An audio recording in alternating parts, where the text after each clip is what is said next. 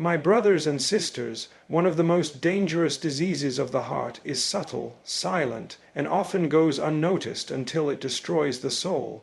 It is the disease of saying, "I am better than him." This is not just an attitude, it is a poison that corrupts families, communities, and even nations.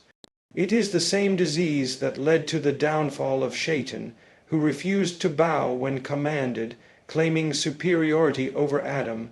Think for a moment, how often do we compare ourselves with others? Perhaps it is in wealth, knowledge, looks, or social status. We may not say it aloud, but deep inside that whisper comes, "At least I am better than him. I have more, I know more, I look better, I deserve more."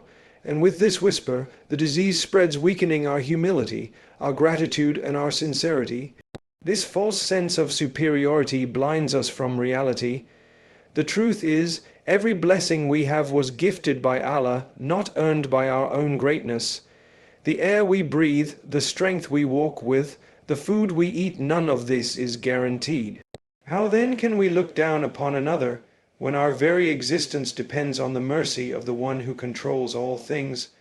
My brothers and sisters, if we allow this disease to grow unchecked, it not only robs us of peace in this world, but it also becomes a heavy burden in the hereafter.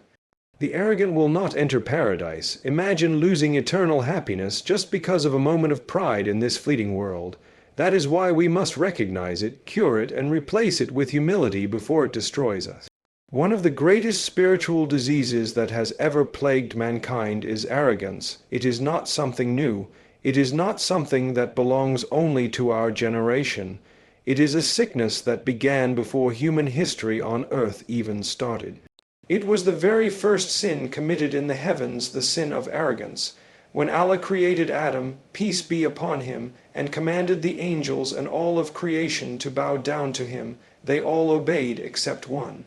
Shaytan refused. Why? Because he allowed arrogance to take root in his heart. He said, "I am better than him. You created me from fire, and you created him from clay."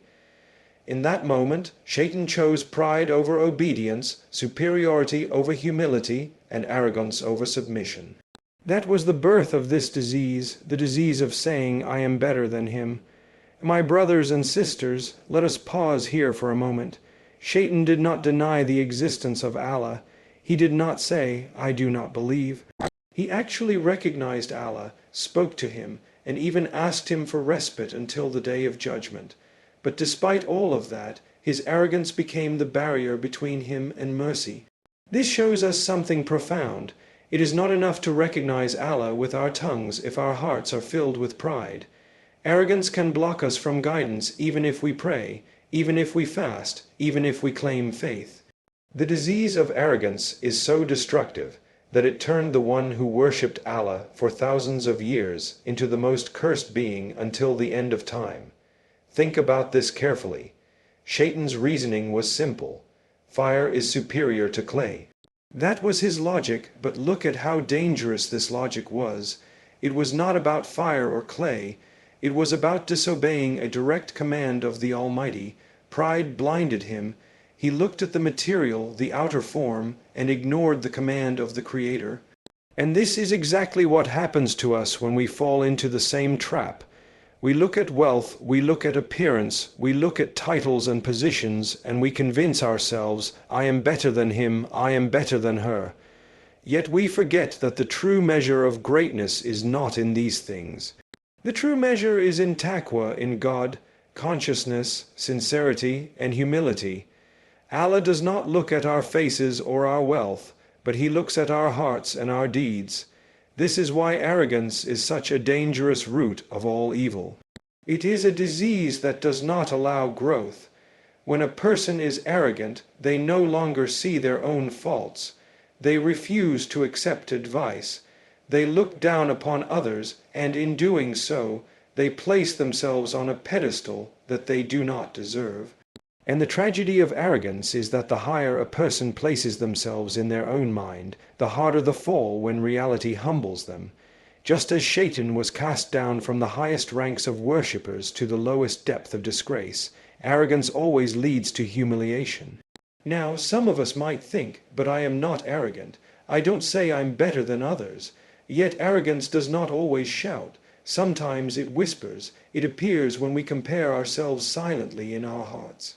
When we see someone struggling financially and think, at least I'm not like them.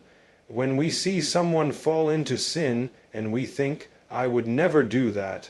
When we look at someone with less knowledge and think, they are ignorant compared to me. These small thoughts are seeds of arrogance, and if we do not uproot them, they grow into a forest of pride that consumes the soul. The lesson we take from the story of Shaytan is timeless. Arrogance distances us from Allah's mercy. It makes us blind to the truth, deaf to guidance, and heavy against humility. Even if we have worshipped for years, even if we have knowledge, even if people respect us, one moment of arrogance can undo it all. The one who says, I am better, is walking in the footsteps of Shaytan, whether knowingly or unknowingly. And my brothers and sisters, who among us would ever want to follow the footsteps of the accursed one? That is why we must constantly examine our hearts. Every blessing we have, wealth, health, beauty, status, intelligence, is not from us. It is from Allah. If He wills, He can take it away in an instant. How then can we boast about what was never truly ours? The antidote to arrogance is humility, gratitude, and remembering our origin. We came from dust, and we will return to dust. No matter what we achieve in this world, our end is the same. And on the day of judgment, it will not be our pride that saves us, but our humility before Allah. Belittling others is one of the signs that arrogance has entered the heart. It may begin subtly in small comments or private thoughts, but slowly it turns into a dangerous disease that distances us from mercy and guidance. When a person looks at someone else with contempt, thinking that they are insignificant or unworthy, they have already placed themselves in a position of superiority.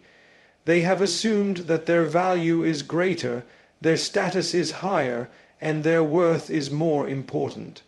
But in truth, no one knows who is greater in the sight of Allah except Allah Himself.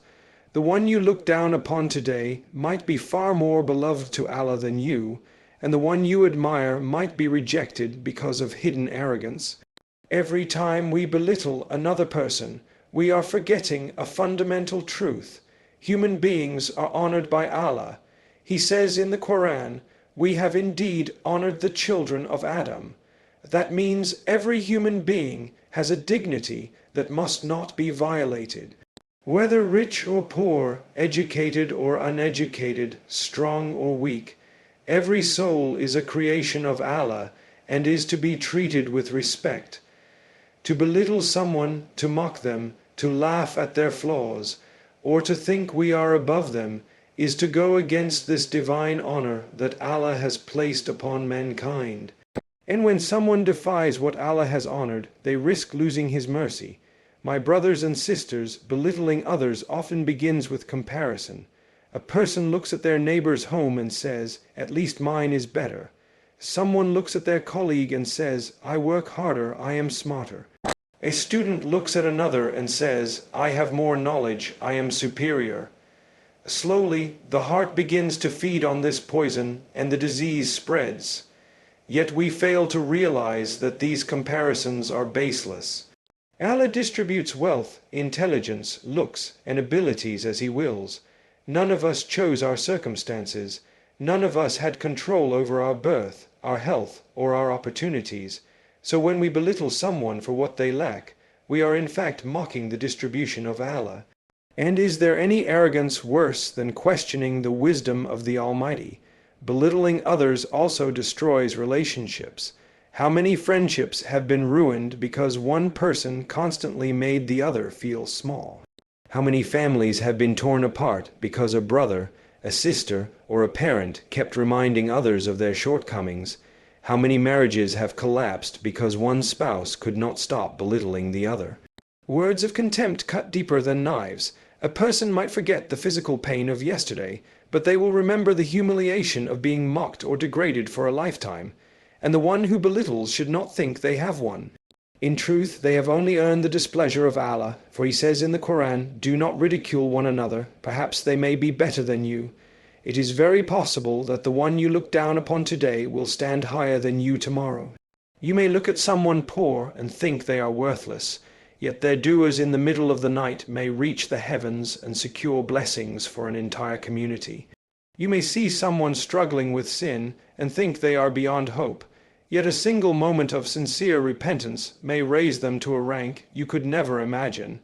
And you may look at yourself and think you are safe because of your worship, yet arrogance may cancel all of it.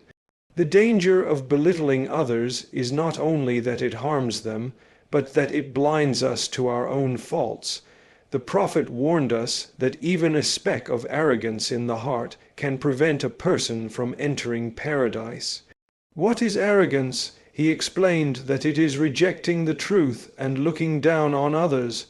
So whenever we belittle, mock, or degrade someone else, we are embodying this definition. It may seem small to us, a joke, a comment, a thought, but in the sight of Allah, it is a heavy sin. The heart that belittles cannot truly humble itself before Allah, because the same pride that raises us above people will eventually raise us against the commands of Allah, just as it did with Shaytan.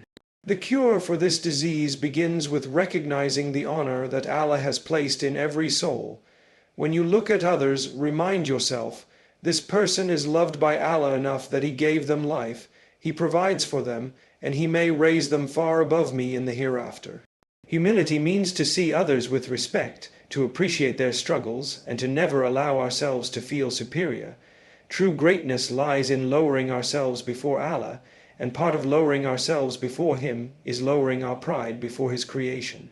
If we can replace belittling with respect, mockery with kindness, and contempt with compassion, then we open the doors of mercy in our own lives, and the one who shows mercy to others will always find mercy from Allah. True greatness is not in status, wealth, or power. True greatness lies in humility. This reality is repeated throughout Revelation, and it is something we are reminded of every time we study the lives of the prophets, the righteous, and those who truly left a legacy. The disease of thinking I am better than him makes us believe that greatness is in being above others, in having more, in being admired. But Allah has turned this concept upside down for us. In the sight of Allah, the greatest are those who are most humble. Those who lower themselves before Allah and treat His creation with gentleness and respect are the ones who are raised in rank. When we look at the example of the Prophet Muhammad, the greatest man to ever walk the face of the earth, what do we see? Despite being the leader of nations, despite being chosen by Allah to deliver the final revelation, he was the most humble of people. He sat with the poor, ate with the needy, mended his own clothes, and never made anyone feel inferior in his presence. People who came to him would tremble out of awe, but he would immediately calm them down, telling them, "I am just a servant of Allah." That humility was his true greatness, and that is why his legacy is eternal. If greatness was in wealth, kings and emperors would have left a greater mark than him, but their names faded, while his humility made him beloved until the end of time. Humility is what keeps us grounded when blessings increase. A person may be wealthy, but if they are humble, they know it is only a trust from Allah. A person may have knowledge, but if they are humble, they understand that no matter how much they know, Allah's knowledge is infinite and theirs is nothing. A person may be strong or beautiful, but humility teaches them that all of it is temporary, and what truly matters is character. This is why true greatness can never be found in arrogance, because arrogance is built on things that fade, while humility is rooted in values that last forever. The disease of superiority, however, tricks us. It tells us that greatness means standing taller than others. It tells us that our achievements make us more important. It tells us that if people look up to us, we are better. But this is an illusion. Real greatness is not about how many people look up to you. It is about how often you lower yourself before Allah. Real greatness is not about how many people serve you. It is about how many people you serve with kindness and sincerity. Real greatness is not about being honored in this world. It is about being honored on the day when nothing will matter except the purity of the heart. The Quran reminds us that on the day of judgment, wealth and children will be of no benefit except for the one who comes to Allah with a sound heart. That sound heart is not one filled with pride. It is not one filled with arrogance. It is a heart softened by humility, gratitude, and sincerity. This is why the humble are elevated. They may seem small in the eyes of people, but they are huge in the sight of Allah, and the arrogant may seem powerful in the eyes of the world, but they are nothing in the sight of their Creator. Look around us today. The people we truly admire, the people who inspire us, are rarely those who parade their superiority. They are the ones who are approachable, compassionate, and sincere. A teacher who is knowledgeable but humble will win hearts far more than one who boasts of their knowledge. A leader who rules with humility will be loved and remembered, while one who rules with arrogance will be hated and forgotten.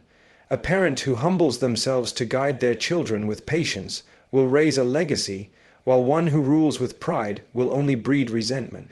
Everywhere we look, humility is what sustains greatness, while arrogance destroys it. So, my brothers and sisters, if we desire greatness, let us not seek it in being above others. Let us seek it in lowering ourselves before Allah and showing mercy to His creation. The path to greatness is not a ladder we climb over others. It is a door that opens only when we bow down in humility. The more we humble ourselves, the more Allah raises us, and the more we exalt ourselves, the more Allah lowers us. The disease of I am better than him blinds us to this truth, but the cure is in humility. For only when we see ourselves as servants of Allah, equal to the rest of His creation, do we begin to taste the sweetness of true greatness. Pride is not just an inner disease that stays hidden in the heart. It has consequences that ripple outward, destroying relationships, tearing families apart, and weakening entire communities. When a person begins to carry pride, they stop listening, they stop empathizing, and they stop treating others with respect. They believe their opinion matters more, their feelings are more important, and their presence is more valuable than anyone else's. This behavior creates distance between hearts, and what should be bonds of love and trust quickly turn into walls of resentment and hostility. In families, pride is often the silent killer. A husband who refuses to admit when he is wrong, a wife who insists she is always right, parents who belittle their children because of age or status, children who mock their parents for being less educated or less modern, all of these are manifestations of pride. Instead of saying I'm sorry and admitting fault, pride pushes us to defend our mistakes. Instead of lowering ourselves to reconcile, pride whispers, let them come to you first, you are better. But in reality, that small refusal to humble ourselves can lead to years of bitterness. Marriages collapse because one or both partners refuse to let go of pride. Brothers and sisters stop speaking because of pride. Parents and children grow apart because pride prevented simple acts of forgiveness. Communities too are not spared from this disease. How many communities are divided because certain people feel they are superior due to wealth, tribe, language, or social class? Instead of uniting on common values, pride fuels division. I am better than him turns into we are better than them. Suddenly, the house of Allah becomes a place of competition. Who gives more, who is recognized more, who has more influence? And when pride is left unchecked, the mercy of Allah is withdrawn, because unity is shattered and hearts are poisoned with rivalry. Pride makes us forget that we are all servants of the same Lord, standing side by side in prayer, shoulder to shoulder, equal before Allah. Even friendships, the simplest of human bonds, are broken by pride. A friend who begins to look down on another because they earn less, dress differently, or live in a smaller home has already destroyed the foundation of sincerity. Friendships thrive on equality and trust, but pride introduces superiority. Instead of uplifting one another, pride turns conversations into competitions. Instead of compassion, pride breeds mockery. Slowly, the bond dies, not because of distance or hardship, but because of the poison of arrogance. The greatest tragedy of pride is that it blinds a person to their own mistakes while magnifying the faults of others. A proud spouse will always see what their partner failed to do, but never acknowledge their own shortcomings. A proud community leader will always notice the flaws in others, but never admit their own weaknesses. A proud child will always highlight the mistakes of their parents, but never reflect on their own errors. And as this blindness grows, so does resentment. The proud person thinks they are winning by appearing strong, but in reality, they are losing every relationship around them. Islam teaches us that reconciliation, forgiveness, and compassion are more valuable than holding on to pride. The Prophet said, "The strong man is not the one who overpowers others, but the strong man is the one who controls himself when angry." Pride pushes us to win arguments, to have the last word, to dominate every situation. But true strength is in swallowing pride, admitting fault, and seeking peace. How many arguments would end instantly if someone just said, "I was wrong"? How many families would heal if someone took the first step toward reconciliation? How many communities would flourish if leaders humbled themselves and worked for service, not recognition? The world tells us that pride is power, but Allah tells us that pride is destruction. It destroys the home, it destroys friendships, and it destroys the unity of the Ummah. If we want peace in our relationships and blessings in our communities, we must let go of pride. We must remember that the one who humbles themselves for the sake of Allah is never lowered in rank. Instead, Allah raises them in ways that human pride can never achieve. When we drop our pride, we do not lose, we gain love, respect, unity, and above all, the mercy of Allah. One of the subtle ways arrogance takes root in the heart is through constant comparison. Instead of looking at our own blessings and being grateful, we look at what others have and either feel superior because we have more, or feel miserable because we have less. Both attitudes are destructive. Comparison blinds us from gratitude. It shifts our focus away from the giver of blessings and traps us in a cycle of envy, pride, and dissatisfaction. When a person looks at their neighbor's car and thinks, "Mine is newer, I am better off," that moment is not one of gratitude but one of arrogance. When someone looks at another's home and thinks, "At least mine is bigger," that is not thankfulness but pride. And when someone looks at a wealthier person and feels jealousy, saying, "Why don't I have what they have?" that too robs them of contentment. The disease of comparison makes us measure ourselves against people instead of turning our eyes toward Allah, who is the true source of every blessing. The danger of comparison is that it is never-ending. There will always be someone with more wealth, more beauty, more knowledge, or more influence. If our happiness is built on being better than others, we will never find peace. Today, you may feel superior because of what you have, but tomorrow you will meet someone who has more, and suddenly your pride turns into insecurity. This endless chase robs the heart of gratitude and leaves it restless. True peace only comes when we stop comparing and start thanking Allah for what we already have. Gratitude is not just saying Alhamdulillah with the tongue. Gratitude is recognizing that every blessing, big or small, is from Allah and acknowledging that we did nothing to deserve it. It is being content with what He has given and not looking down on others because they have less. When we constantly compare, we are essentially saying, "What I have is not enough," and this displeases Allah. The Prophet taught us that true wealth is not in possessions but in contentment of the heart. A grateful heart sees abundance, while a comparing heart sees deficiency, no matter how much it owns. Comparison also creates division between people. A person who thinks they are better because they have more education may belittle those who did not have the same opportunities. Someone who is wealthier may treat the less fortunate with arrogance. A person who is more outwardly religious may look down upon someone struggling with faith. Yet none of these comparisons are valid in the sight of Allah. He is the one who grants provision, health, looks, and knowledge. None of us earn these things independently. If we truly understood this, we would never feel superior for what we did not create ourselves. The Quran reminds us that Allah tests people differently. Some are tested with wealth, others with poverty. Some are tested with health, others with illness. Some are tested with knowledge, others with ignorance. These differences are not measures of superiority, but means of trial. The one who has more is tested in gratitude, and the one who has less is tested in patience. So when we compare, we are blind to the reality that everyone is in a test tailored by Allah.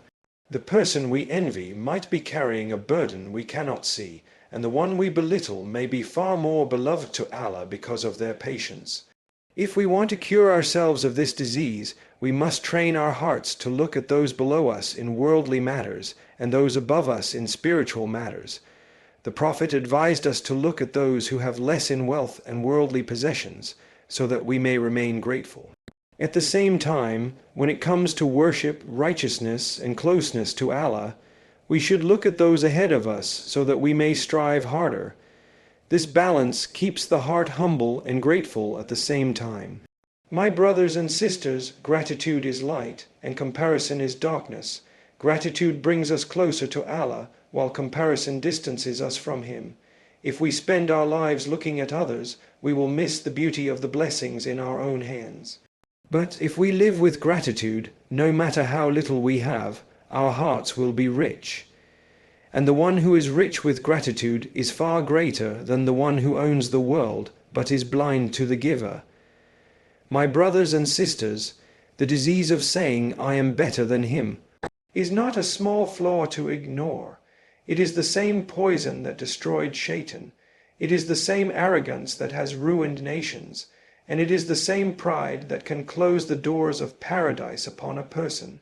Every time we look down upon someone, mock them, or belittle their struggles, we are only exposing the weakness of our own hearts.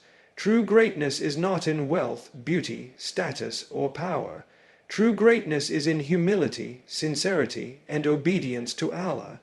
If we want peace in our hearts, unity in our families, and strength in our communities, then we must uproot this disease from within. We must replace comparison with gratitude, pride with humility, and arrogance with compassion. The one who lowers themselves for the sake of Allah is raised in rank, and the one who exalts themselves with arrogance is lowered in humiliation. Every blessing we have is temporary, but humility and sincerity will follow us into the hereafter. So let us purify our hearts from pride.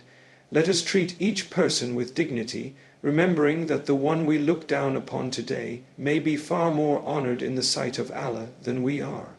Let us live with humility, for it is humility that beautifies character, heals relationships, and opens the doors of mercy.